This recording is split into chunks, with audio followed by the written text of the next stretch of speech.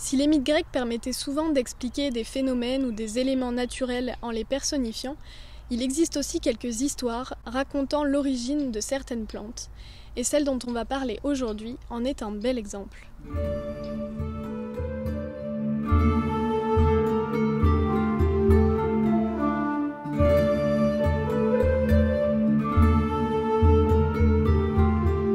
Daphné était une nymphe connue pour sa beauté et plutôt associée à l'eau puisqu'elle était la fille du dieu fleuve Pénée et de la naïade Créuse.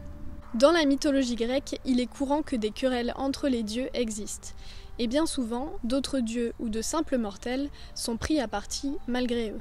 Et c'est ce qui va malheureusement arriver à Daphné. Apollon et Eros ne cessaient de se disputer. Mais fatigué de cette situation figée, Eros décida un jour de se venger. Il fit alors forger 2 flèches, une en or qu'il tira sur Apollon et une en plomb qu'il tira sur Daphné, de manière à ce que le dieu tombe éperdument amoureux de la nymphe, tandis qu'elle le repousserait indéfiniment. Et c'est bien ce qui se produisit, puisqu'Apollon n'ayant plus Dieu que pour Daphné, il se mit à la poursuivre.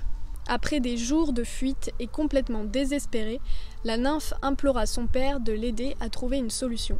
Le dieu fleuve eut alors l'idée de transformer sa fille en arbuste. Et au moment même où Apollon allait rattraper Daphné, cette dernière se métamorphosa. L'arbuste prit alors le nom de Daphné, puisqu'en grec, Daphné signifie laurier.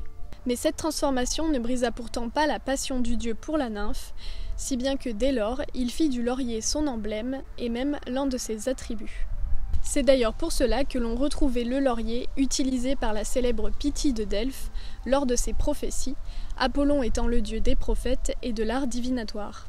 Et c'est aussi suite à cela que les couronnes de laurier sont apparues, d'abord lors des fêtes pythiques en l'honneur d'Apollon, puis la coutume s'est répandue.